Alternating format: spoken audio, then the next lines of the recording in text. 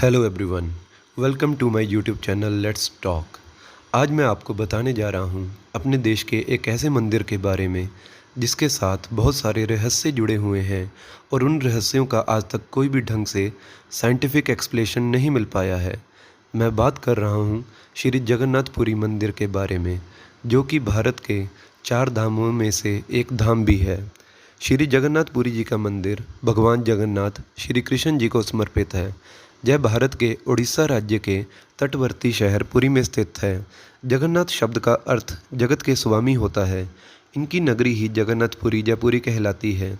इस मंदिर को हिंदुओं के 4 धाम में से एक भी गिना जाता है। सनातन धर्म में 4 धामों की यात्रा का बहुत बड़ा महत्व बताया गया है और ये 4 धाम नॉर्थ साइड में उत्तराखंड में बद्रीनाथ धाम, ईस्ट में उड़ीसा में जगन्नाथपुरी धाम, साउथ में रामेश्वरम धाम और वेस्ट में गुजरात में द्वारिका धाम है।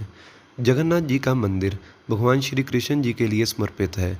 जगन्नाथ मंदिर में भगवान श्री जगन्नाथ जी की, उनके बड़े भाई बालभद्र जी की और उनकी बहन सुभद्रा जी की मूर्तियां स्थित हैं।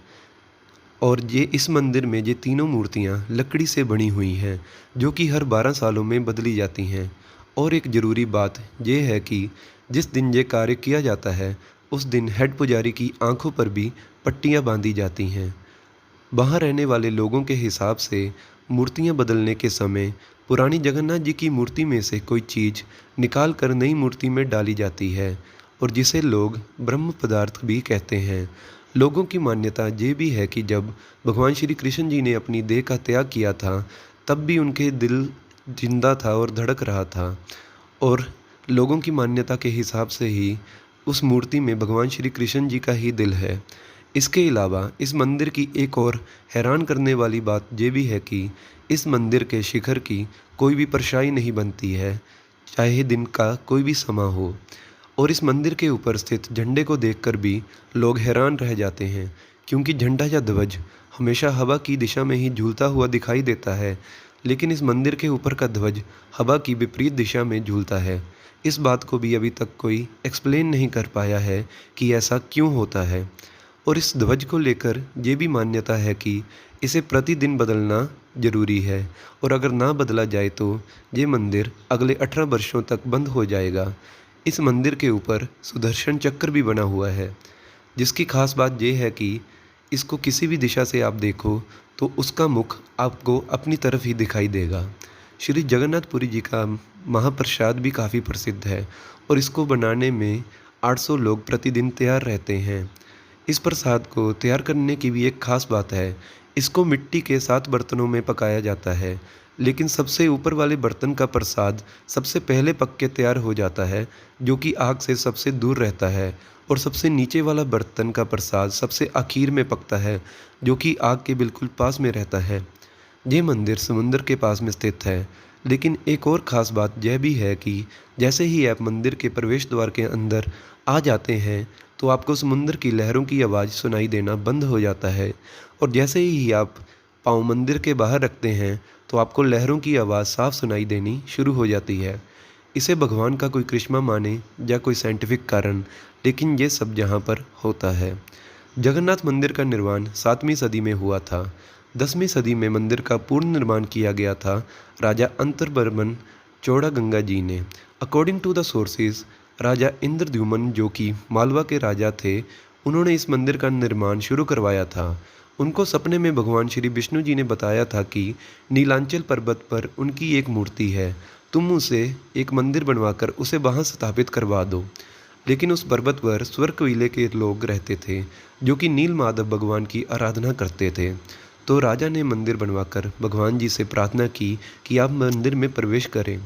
तो उन्हें फिर से सपने में भगवान आए और बोले कि समुंदर में तुम्हें एक लकड़ी तैरती हुई दिखाई देगी, उससे मेरी मूर्ति बनवाओ और उसे मंदिर में स्थापित करो। लेकिन वो लकड़ी काफ़ी भारी थी, तो उसे कोई भी उठा नहीं पा रहा था। तो राजा ने स्वर्ग किले के मुखिया से मदद मांगी, जिन्होंने वो लकड़ी उठाकर राजा को दे दी। बाद में भगवान श्री विश्वकर्मा जी एक बूढ़े कारीगर का रूप धारण करके आए और उन्होंने उस लकड़ी से मूर्ति तैयार करने के लिए एक शर्त रखी कि वे 21 दिन में मूर्ति बनाएंगे, लेकिन अकेले में, और कमरे के अंदर कोई आना नहीं चाहिए। लेकिन एक दिन राजा इंद्रद्युम्न की पत्नी मूर्ति देखने के लिए उत्सुक हो गई और उसने कमरा खोलने का आदेश दे दिया। जब कमरा खोलकर देखा गया तो कमरे में कोई भी नहीं था और मूर्तियां भी अभी अधूरी ही बनी थी। भगवान जगन्नाथ जी के और उनके भाई बालभद्र जी के छोटे छोटे ही हाथ बनाए गए थे और सुभद्रा जी के तो अभी हाथ तक भी नहीं बनाए गए थे।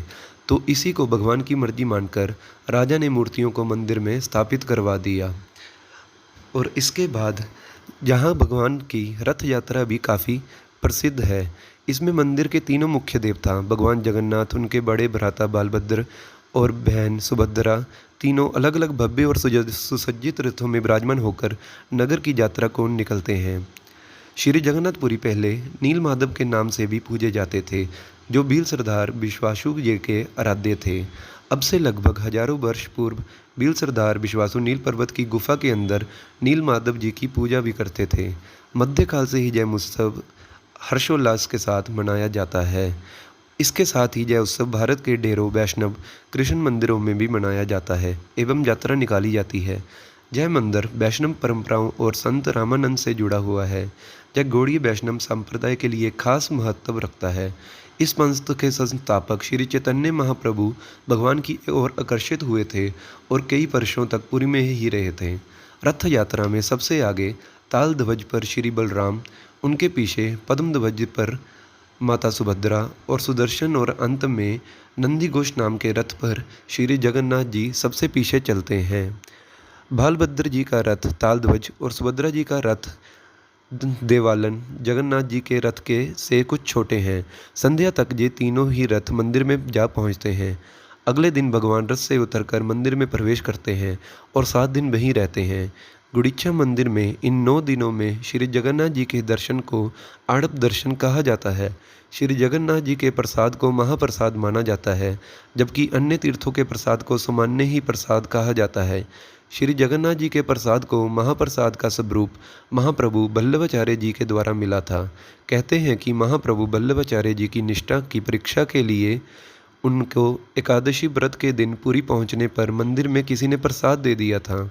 महाप्रभु ने प्रसाद हाथ में रखकर सतवन करते हुए दिन के बाद रात्रि भी वहीं पर बिता दी और अगले दिन द्वादशी को सतवन की समाप्ति के बाद उस प्रसाद को ग्रहण किया और उस प्रसाद को महाप्रसाद का गौरव प्राप्त हुआ।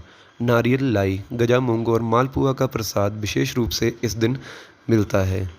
तो आपको बता दूं कि अपने देश में इसके अलावा भी बहुत सारी चीज़ें हैं देखने लायक, जो कि मैं आपको एक एक करके बताने की कोशिश करूंगा। अंत में कहूँगा कि जय हिंद और जय जगन्नाथ।